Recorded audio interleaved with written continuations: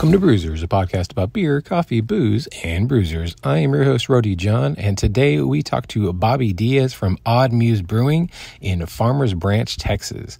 We talk about everything about how their origin story of Odd Muse to how they pivoted and even expanded during the pandemic and the collaboration between other breweries here in the DFW area.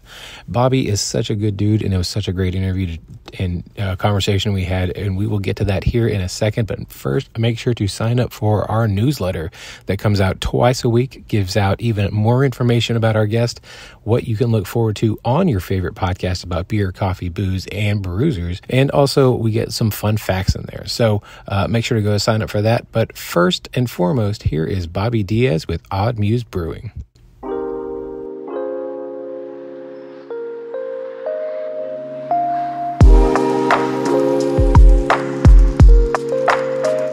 I'd like to welcome to the show Bobby Diaz. He is the owner and head brewer here at Odd Muse Brewing Company. How are you doing today, sir? Not too bad, hanging in there.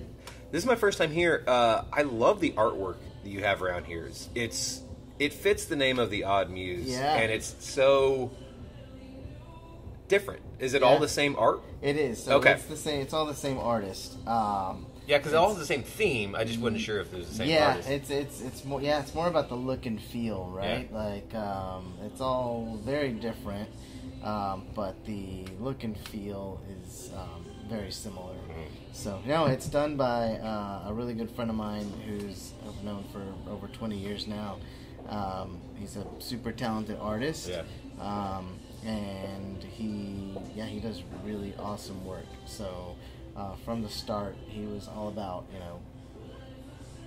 putting in his piece and just kind of going with it and pretty much leading the inspiration behind all of the labels and everything like that. So he does also your artwork. He does everything. So he does the labels. He does the murals. All the murals that are in here. We've toyed with the idea of bringing in other artists, but we haven't yet. So as of right now, he does everything. There's a couple of labels and that another artist, a friend of ours, did, but those are besides those, it's pretty much all him. We used to have another mural where our patio door is over here, but that was put up before we had a patio, and unfortunately we had to cut a hole in that wall to put the door in, so that was just unfortunate placement for that piece, but that was another artist that did that piece over there, but it's gone now. Hopefully we'll have something over there pretty soon. So. When did you guys extend out the patio? Because I'm looking at the patio. It's beautiful. It was during COVID. Okay. That was a city perks, right? So they had some COVID relief money that they were trying to help businesses with. That's awesome. And instead of, I guess, just throwing people a check, they were trying to help people get set up for the post-pandemic world.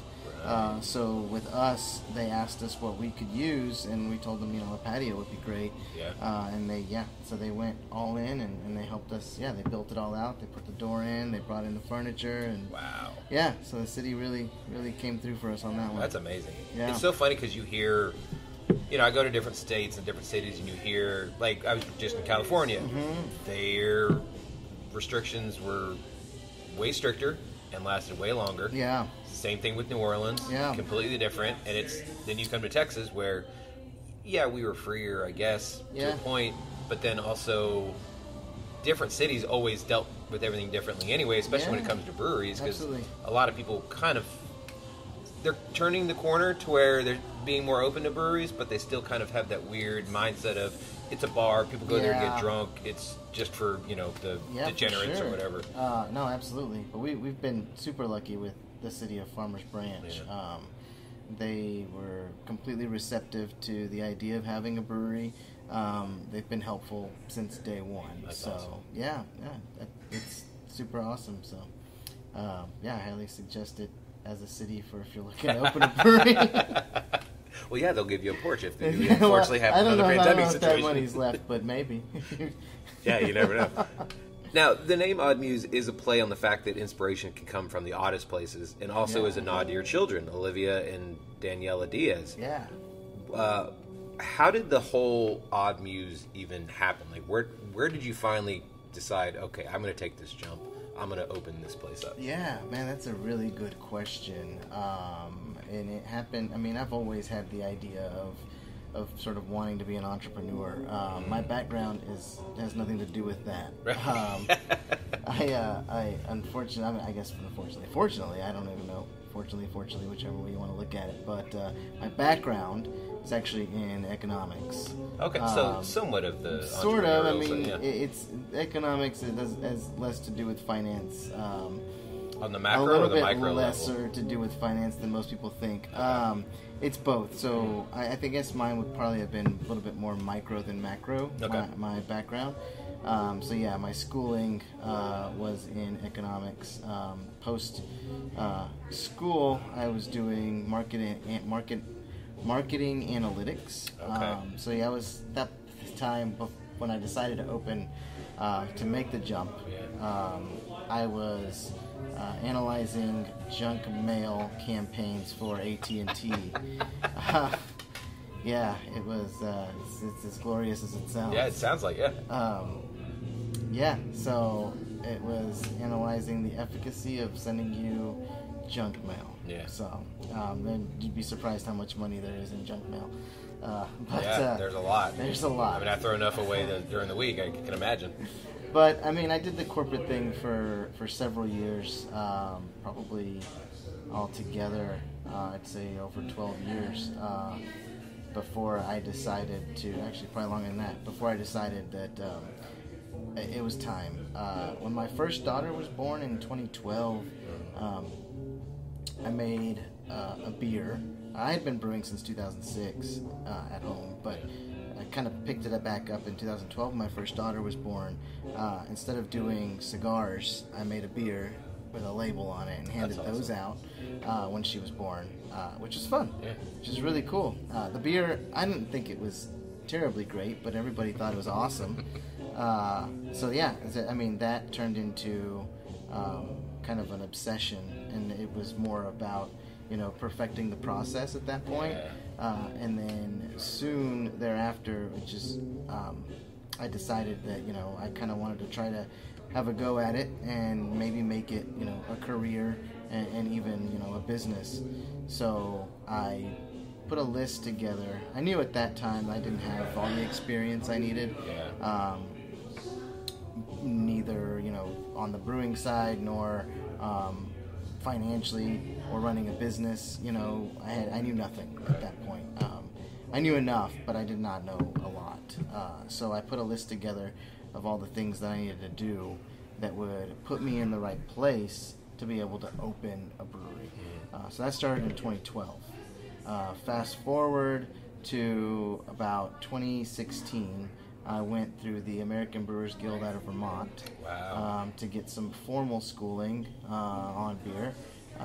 Came back in the process of building a business plan. Was helping out over at Twin Peaks in Irving. Okay. They have a brew house over there that's 3 times the size of the one I have here. Right.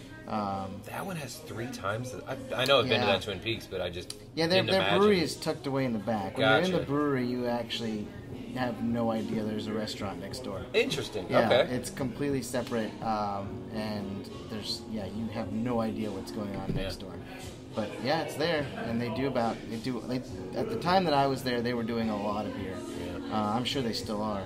Yeah, but, I mean, they're it's kind of crazy how much they started to really blow up more in trying to distribution and all that. Yeah, I mean, they do. They're making all of the beer for all of the Twin Peaks restaurants in Texas. Wow. Yeah, so there's a lot. Yeah, there's a lot. So they were doing a lot of beer. So I was helping out there. I learned a lot, cut my teeth, and I learned a ton from the head brewer at the time. There was Cody Bell. He used to be at Humperdinck's, and then he moved over to Twin Peaks. Gotcha. Now he's head of brewing operations at Union Bear. Okay, I've heard really good things about them. I just haven't been there yet. They're doing good stuff. But yeah, I learned a lot from that guy. So yeah, that was about 2016, 17. Fast forward to 2019, signed a lease on this place, and that was early 2019. By December of 2019, we were open. So. And then 4 months later. 3 months. 3 months. we got 3 months.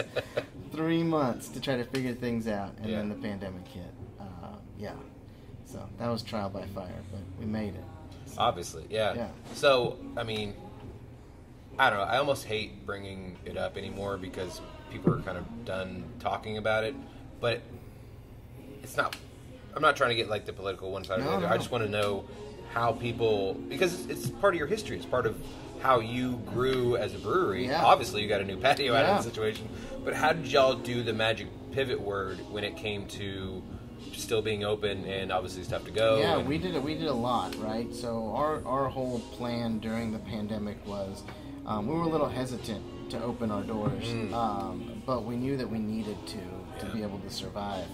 So we actually took a stance of being super strict, like probably follow a little bit more strict than most. Mainly for the safety of our employees. Of course. We're a pretty small operation, so if we would have gotten hit by COVID during the pandemic, that would have shut us down pretty quick. But we luckily knock on wood, we were able to kind of skirt that. Yeah. So, but no, when we opened, like I said, super strict restrictions.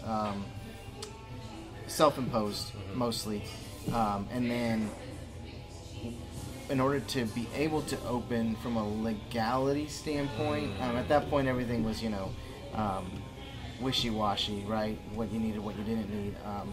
We were able to actually change our license to add a food and beverage permit. Nice. Through TABC. And the stipulation on that was that we had to sell 51% or more food, or actually I take that back, 51% or more non-alcohol. It didn't have to be food. So at that time we were serving beer in plastic cups. So we would charge $4 for the cup, and then whatever the rest was for the pour. And so our numbers on paper were always, more than 51% non-alcohol. We did sell some food. We used to sell like these little prepackaged charcuterie boards. That's kind of how we got around it. We were able to open, for a week in June, and then maybe 2, and before they shut us down. And then in September of 2020, we were able to open full time. Nice. Yeah. Okay. So we've been open since September of 2020. Oh, yeah, inside. Yeah, inside. Yeah. Yeah, it's funny. I remember going to certain dive bars and they would give you a drink and then a bag of chips. There was that whole around thing, it. right? No, we would slap the print shop across the street from us. Super awesome. Helped us out a lot, especially during the pandemic. They would give us these little stickers with our logo on them, little paper stickers, and we'd slap them on the plastic cups. Yeah. And on your receipt it would say branded cup. And it'd be $4. We got some pushback on that from customers that didn't understand that they were still paying $6 for a beer. Yeah. Even though 4 of it was on their receipt as a cup, and 2 was for the beer. But yeah, it's okay. We managed. We made it through. You're still here, so that's really all that matters. Where a lot of people, unfortunately, did not quite make it that way. Now, y'all do everything from comedy here to live music to trivia to Adaria, which is Mexican bingo, which I'd never heard of. How important is it to give back not only to the local artists but also provide a fun place for people to enjoy themselves here? Yeah, so it's important for everything, right? So our initial plan when we first started was to have this place be sort of take a hyper local sort of approach to craft beer. Where